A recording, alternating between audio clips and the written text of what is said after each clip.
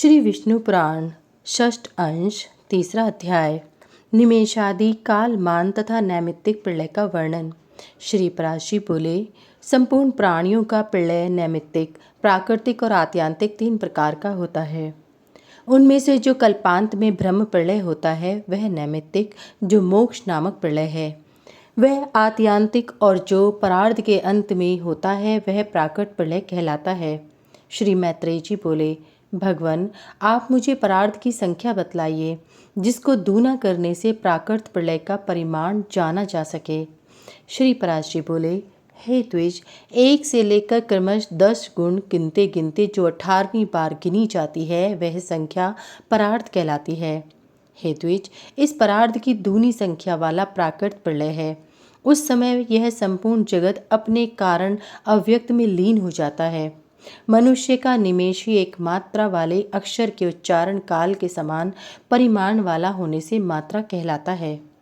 उन 15 निमेषों की एक काष्ठा होती है और 30 काष्ठा की एक कला कही जाती है। 15 कला एक नाड़ी का प्रमाण है। वह नाड़िका 12.5 पल तांबे के बने हुए जल के पात्र से जानी जा सकती है। मगध देशीय माप से वह पात्र जल प्रस्थ कहलाता है।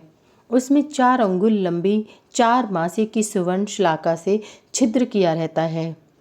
उसके छिद्र को ऊपर करके जल में डुबो देने से जितनी देर में वह पात्र भर जाए उतने ही समय को एक नाड़िका समझना चाहिए। हे द्विज सत्तम, ऐसी 2 नाड़ियों का एक मुहूर्त होता है। 30 मुहूर्त का एक दिन रात होता है तथा इतने 30 ही दिन रात का एक मास होता है। 12 मास का एक वर्ष होता है। देवलोक में यही एक दिन रात होता है। ऐसे 360 वर्षों का देवताओं का एक वर्ष होता है। ऐसे 12,000 दिव्य वर्षों का एक चतुर्युग होता है और 1,000 चतुर्युग का ब्रह्मा का एक दिन होता है। हे महामुने, यही एक कल्प है। इसमें 14 मनु बीत जाते हैं। हे मैत्रेय, इसके अंत में ब्रह्मा का नैमित्तिक प्रलय होता है। हे मैत्रेय, सुनो, मैं उस नैमित्तिक प्रलय का अत्यंत भयानक रूप वर्णन करता हूँ। इसके पीछे मैं तुमसे प्राकृत प्रलय का भी वर्णन करूँगा। 1 सहस्त्र चतुर्युग बीतने पर जब पृथ्वी क्षीण प्राय हो जाती है तो 100 वर्ष तक अति घोर अनावृष्टि होती है। हे मुनिश्रेष्ठ, उस समय जो पार्थिव जीव अल्प शक्ति वाले होते हैं वे सब अनावृष्टि से पीड़ित होकर सर्वथा नष्ट हो जाते हैं। तदंतर रुद्र रूपधारी अव्यात्मा भगवान विष्णु संसार का क्षय करने के लिए संपूर्ण प्रजा को अपने में लीन कर लेने का प्रयत्न करते हैं। हे मुनिसत्तम, उस समय भगवान विष्णु सूर्य की 7 किरणों में स्थित होकर संपूर्ण जल को सोख लेते हैं। हे मैत्रेय, इस प्रकार प्राणियों तथा पृथ्वी के अनंतर संपूर्ण जल को सोख कर वे समस्त भूमंडल को शुष्क कर देते हैं। समुद्र तथा नदियों में, पर्वतीय सरिताओं और स्रोतों में तथा विभिन्न पातालों में जितना जल है वे सब उन सबको सुखा डालते हैं। तब भगवान के प्रभाव से प्रभावित होकर तथा जलपान से पुष्ट होकर वे 7 सूर्य रश्मियाँ 7 सूर्य हो जाती हैं। हे द्विज, उस समय ऊपर नीचे सब और ददीप्यमान होकर वे 7 सूर्य पाताल पर्यंत संपूर्ण त्रिलोकी को भस्म कर डालते हैं। हे द्विज, उन प्रदीप्त भास्करों से दग्ध हुई त्रिलोक की पर्वत, नदी और समुद्रादि के सहित सर्वथा नीरस हो जाती है। उस समय संपूर्ण त्रिलोकी के वृक्ष और जल आदि के दग्ध हो जाने से यह पृथ्वी कछुए की पीठ के समान कठोर हो जाती है।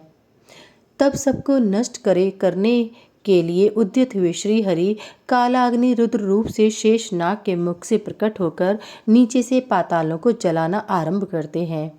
वह महान अग्नि समस्त पातालों को जलाकर पृथ्वी पर पहुँचता है और संपूर्ण भूतल को भस्म कर डालता है। तब वह दारुण अग्नि भुवरलोक तथा स्वर्गलोक को जला डालता है और वह ज्वाला समूह का महान आवर्त वही चक्कर लगाने लगता है। इस प्रकार अग्नि के आवर्तों से घिरकर संपूर्ण चराचर के नष्ट हो जाने पर समस्त त्रिलोकी एक तप्त कराह के समान प्रतीत होने लगती है। हे महामुने, तदंतर अवस्था के परिवर्तन से परलोक की चाह वाले भुवरलोक और स्वर्गलोक में रहने वाले मनवादी अधिकारीगण अग्निज्वाला से संतप्त होकर महरलोक को चले जाते हैं, किंतु वहाँ भी उस उग्र काला नल के महाताप से संतप्त होने के कारण वे उससे बचने के लिए जनलोक में चले जाते हैं। हे मुनिश्रेष्ठ, तदंतर रुद्र रूपी भगवान विष्णु संपूर्ण संसार को दग्ध करके अपने मुख निश्वास से मेघों को उत्पन्न करते हैं। तब विद्युत से युक्त भयंकर गर्जना करने वाले गज समूह के समान बृहदाकार संवर्तक नामक घोर मेघ आकाश में उठते हैं। उनमें से कोई मेघ नील कमल के समान श्याम वर्ण, कोई कुमुद कुसुम के समान श्वेत, कोई धूम्र वर्ण और कोई पीत वर्ण होते हैं। कोई गधे के से वर्ण वाले, कोई लाख के से रंग वाले, कोई वैडूर्य मणि के समान और कोई इंद्रनील मणि के समान होते हैं। कोई शंख और कुंद के समान श्वेत वर्ण, कोई जाति चमेली के समान उज्ज्वल और कोई कज्जल के समान श्याम वर्ण, कोई इंद्रगोप के समान रक्तवर्ण और कोई मयूर के समान विचित्र वर्ण वाले होते हैं। कोई गेरू के समान, कोई हरिताल के समान, कोई महामेघ नीलकंठ के पंख के समान रंग वाले होते हैं। कोई नगर के समान, कोई पर्वत के समान और कोई कूटागार ग्रह विशेष के समान बृहदाकार होते हैं तथा कोई पृथ्वी तल के समान विस्तृत होते हैं। वे घनघोर शब्द करने वाले महाकाय मेघगण आकाश को आच्छादित कर लेते हैं और मूसलाधार जल बरसाकर त्रिलोक व्यापी भयंकर अग्नि को शांत कर देते हैं।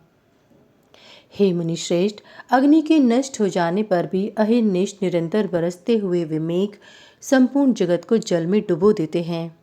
हे द्विज, अपनी अति स्थूल धाराओं से भूरलोक को जल में डुबोकर वे भुवरलोक तथा उसके भी ऊपर के लोकों को भी जलमग्न कर देते हैं। इस प्रकार संपूर्ण संसार के अंधकार में हो जाने पर तथा संपूर्ण स्थावर जंगम जीवों के नष्ट हो जाने पर भी वे महामेघ 100 वर्ष से अधिक काल तक बरसते रहते हैं। हे मुनिश्रेष्ठ, सनातन परमात्मा वासुदेव के महात्म्य से कल्पांत में इसी प्रकार यह समस्त विप्लव होता है। इति श्री विष्णु पुराणे षष्ठे अंशे 3 अध्याये समाप्त।